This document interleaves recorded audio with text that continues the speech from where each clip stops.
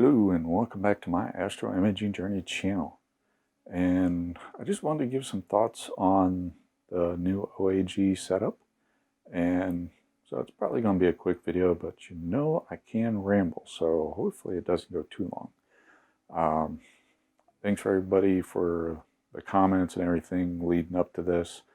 It was definitely a trying experience, and had I done the math ahead of time, might not have gone this route as far as the Celestron OAG, simply because of how thick that housing was. So to that end, let's get into the different pieces and parts. Not going to have any images or anything, I don't think, floating around here. So we're just going to have to go off of our memories on what different things look like. So apologies for that. Maybe I'll try to do some screenshots or something in the corners. Who knows? So first and foremost, the camera, the ASI, or excuse me, the ZWO or ZWO, depending on what part of the world you're living in, ASI1600MM Mini. So far, the couple of times I've been able to use it, haven't had any issues finding guide stars. I set it to bin 2 per the recommendation of one of the subscribers and viewers. And it seems to do pretty good at finding, at least illuminating the stars and guiding off of them. So far, no issues with that. Sensitivity is pretty good, and the sensor size gives me a larger field of view to have guide stars inside them. So definitely recommend that if you can go with it. If nothing else, the sensitivity is pretty good. So even if you can't fully utilize that sensor space because your prism is smaller, you know, at least the sensitivity appears to be there, so that you can get, if there are guide stars, you can at least pick them up even if they're a little bit fainter. So to that end, next one is the actual Celestron OAG itself. Well built, sturdy. Helical focuser is pretty tight. You know, it's not wobbly. Has some resistance to it, so you can really, you don't have to muscle it, but it also doesn't, you know, move with the slightest touch. So makes getting in focus pretty easy, and it stays in focus. Has a nice little lock screw on it, so you know, that worked pretty well. The 13mm prism allows the full sensor to be illuminated on the guide camera. So that was a big plus. Still haven't been able to get out there and play to see if, especially with flats, to see if that prism's actually getting into my sensor or not, and impacting that. But hopefully one of these days I'll actually be able to get out there in the early morning and get some flats taken and get that evaluated, now that I have everything set up where it's going to work, at least for now. So as far as that's concerned, the body is a little thick. You saw how thick it is inside that imaging train. So if you're running a DSLR with an autoguider, or excuse me, an autofocuser, you might want to go with something a little bit thinner. Try to find something thinner to give you some more leeway in there. But if you're relying on manual focusing, no autofocus, and you've got spacers in there, yeah, it's definitely one that I like. So especially with that prism size. as far as the parts that came with it, had a bunch of flanges, a bunch of spacers, different things. It all worked. I ended up using one of the enclosed ones, but I could see where they would all be useful in different setups. So that was nice that they had all those in there. But unfortunately, with my setup, I did have to get a shorter flange for the rear, and talk about that here in a second. So, you know, all other things being equal, if I would have had just the focal reducer and some spacers, and then the OAG, yeah, I probably could have used what they supplied without any issues. So it is what it is. I'm just doing things a little bit off, I guess. So to that, the PreciseParts.com custom flange, didn't like that it took 30 days for them to manufacture and ship it. But hey, it ended up working, so it was time well spent, and it was money well spent, because ultimately I was able to use it. I was able to start guiding and using the OAG, even though it only saved me 2 millimeters. That 2 millimeters made a world of difference. The other part, and I can't remember, the next part is the AginaAstro.com, the ultra thin T2 Canon adapter to go from the M42 threading to the EF lens mount on the Canon DSLR. That thing saved me 10 millimeters worth of space, so that was definitely well worth the money to have purchased that. Would have liked to have seen it powder coated or some type of coating. I'm a little bit worried about rust and all that, because it might just, I mean, it might be stainless steel, I'm not sure. It didn't really have any details as far as the material that it was made out of. But it's nice, it's sturdy, it's thin. It saved me 10 millimeters, got me within that range I needed to get into. So yeah, money well spent there, and we'll see how things go going forward. So the whole setup as a whole, I say redundantly, it works. Got a little bit of space in between that collar for the on the top of the OAG for the guide scope, where it's just barely impacting the autofocuser when it's going in at higher temperatures.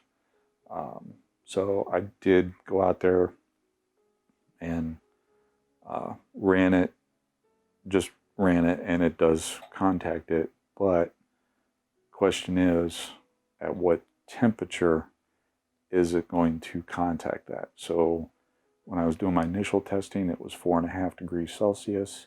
The next time I used it, it was 2 degrees Celsius, and obviously overnight it just got cooler, so it was moving out instead of in. I'm thinking somewhere around 6, 7, maybe even 8 degrees Celsius. It's going to start, during that autofocus routine, it's going to start impacting that autofocuser housing, and I just wasn't able to find a position where it would go just past that. I can, if I need to, shave down, using a grinding tool, shave down either that collar on the OAG side and at least notch it a little bit so it could move in, or shave a little bit off of the autofocuser, but in either case I would be shaving into the metal that's all nice and powder coated and sealed and not rusting right now. So I don't want to cut into that metal if I don't have to. That's the only drawback I'm seeing right now.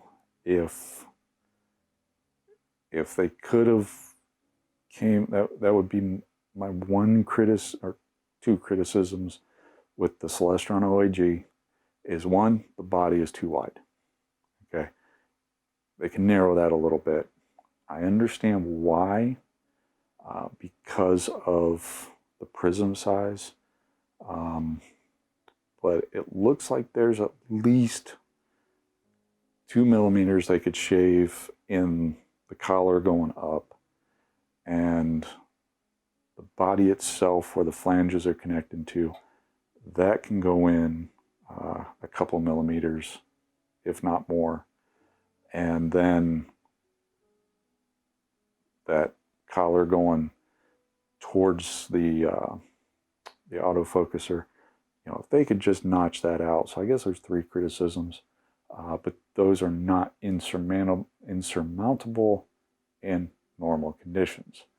If I had a dedicated astroimaging camera that only had a 13 millimeter or 6.5 millimeter back focus requirement as opposed to 44 millimeters, it wouldn't be it would be a moot point because I would have plenty of back focus to work with. But given the current setup, a little bit oddball, I guess. You know, they're designed for the 99% of the imagers out there that aren't doing what I needed them to do. But that's on me. That's not on them. So, but overall, it's working. I'm extremely happy with it. The data I'm getting now is even better than what I was getting before. I'm not, especially with the nebula, with the galaxies and the clusters, really wasn't having that big of a problem because the tracking was just okay enough that the stars were round, the data was okay. 2-minute subs, wasn't having a problem. 1-minute subs for the clusters, 2 minutes for the galaxies. Everything was fine. Once I got to the nebula, I was having to throw away a third, sometimes even half my data, simply because of the tracking. Those stars were just getting oblong, and you know, if I got to throw away 2 out of every 4 hours, that doubles the amount of time that I'm going to have to take, and we're already talking 21 hours worth of time. So that's 42 hours worth of time on a target, and you're only going to use 21 hours of it. Yeah, that was getting very, very, very, very frustrating. And now I'm not having to throw away as many subs due to the tracking problems. There are obvious issues where a wind gust came in and knocked it out, and you got that clear little straight line across one side or the other, or both. Obviously satellite trails, airplanes, the normal man-made stuff that gets in the way. So to that end, loving it. So yeah, really like it. Thanks everybody for the kind words you did, the suggestions you made. Can't thank you enough, actually. And I'm really stoked to see what I can get out of this camera going forward. I'll be able to revisit, like for example, Bode's Galaxy and a few other things. I can revisit and get some better data that I can throw in the mix with the older data and potentially make the images I have now even better. So, and obviously new targets and different things coming along, all while I'm waiting on putting the money together to get a new camera. Because it's just, I think I pointed it out in the last video, one of the last two anyways, I'm getting more and more hot pixels, and I was going back through some of the videos earlier on, and I was only having to throw away, not throw away, but cosmetic correction was only correcting 10, 14 hot pixels per image. And I even went back into some of those files and looked, and yeah, the hot pixels just aren't as prevalent as they are now. So the sensor in the camera is definitely going. It's also a DSLR. DSLRs have that mirror mechanism that it flips up and down, and those things are only good for 50,000, 60,000 flips of the mirror. And this was my camera that I was using for regular photography prior to this. And so I don't know the actual image count on that mirror. So the mirror mechanism might wear out on me too. So to that end, it's in the budget for this year. Hopefully within the next couple months, I'll have the money put together to buy that dedicated camera. And when I make that decision and order it, you guys will be the first to know, after Tina, of course. So, well, after me, then Tina, then y'all. But you understand what I'm saying. So, I want to thank everybody for watching. I hope you enjoyed this little evaluation and my thoughts on this OAG setup and some of my review of what's going on with it and the products themselves. And yeah, please keep those comments coming. Love reading your comments and responding to you, so really appreciate that. As always, clear skies, and have a good one. Thanks for watching yet another episode from the Astro Media Journey channel. Really appreciate your viewership. In our upper right, we have the latest video that I have posted prior to this one. Down in the lower right, we have what YouTube thinks you will enjoy. Below is a subscription link. Please hit that like button, subscribe if you so choose, ring that bell if you want to get notified of something new, and as always, thank you, clear skies. Remember to